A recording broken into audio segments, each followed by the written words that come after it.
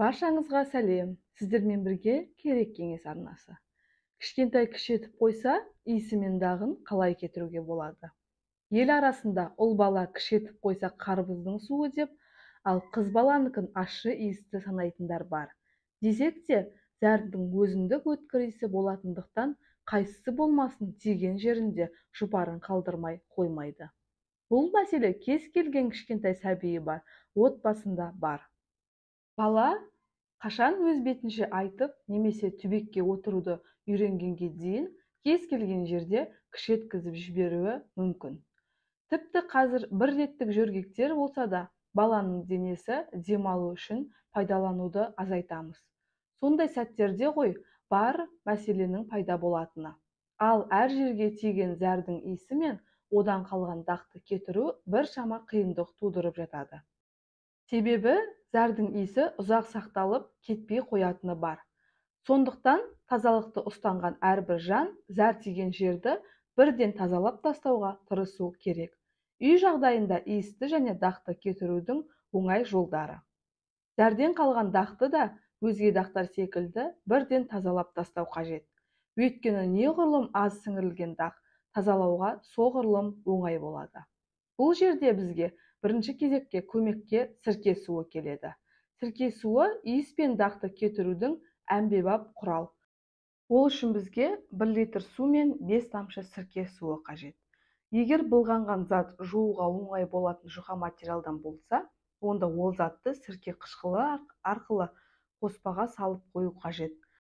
Ал алынуы қиын, мысалы кілем немесе жұмсақ жиһаз секілді заттардағы дақ пен иісті кетіру үшін сірке суы қоспасын сол жерге шамалап құю керек.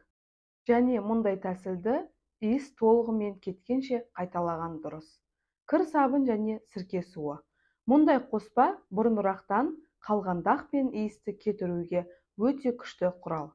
Дақ тиген аймақты жылы сумен сулап, артынша сабынмен ысқылап 15 минутқа қалдырамыз. Аталған уақыт өткен соң сабындалған жерді сірке суы мен су араласқан қоспа арқылы, яғни 1 литр суға 1 қасық сірке суын қосып, сорғышпен, яғни губкамен тазартып аламыз және жақсылап кептіреміз. Сұйық сабынмен араласқан перекис қоспасы. Бұл үшін 2 шай қасық сабынға 10 мл сутегінің асқын тотығы араластырылады. Дайындалған қоспаны бүлінген жерге құйып, кебуге қалдыру керек. Кепкен соң сол жерді таза жылы сумен сүртіп алу қажет. Жаңа пайда болған дақтарды тазалап алуға қағаз сулықтар өте жақсы көмектеседі. Су болып, дақ тиген аумақты неғұрлым үлкен болса, соғұрлым көп сулық қажет болады. Қағаз сулықтарды толығымен сіңіріп алғанша алмастырып отырамыз. Сондай-ақ дақ тиген аймақты фен арқылы кептіріп алуға болады. Тек фенді тым жақын емес, алыстау ұстаған жөн.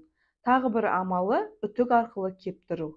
Су тиген жерді қайталап үтіктеп отырып кептіріп аламыз. Келесі, құрғақ күл иісті алады. Ал мақта көрпешелер үшін ошақтан шыққан таза күл өте жақсы көмек. Ол үшін су болған жерге құрғақ күлді тастап 2-3 сағатқа қалдырамыз. Аталған уақыт өткен соң күлді қағып түсіріп, кез келген сабынды сумен жуып тазартып аламыз. Бала болған соң кіші етеді. Солай етсе де үйімізде баланың іңгәсі мен күлкісі үзілмесін. Сіздермен болған керек кеңес арнасы. Арнаға тіркеліп, лайк басып, комментарий жазуды ұмытпаңыздар. Назарларыңызға рахмет.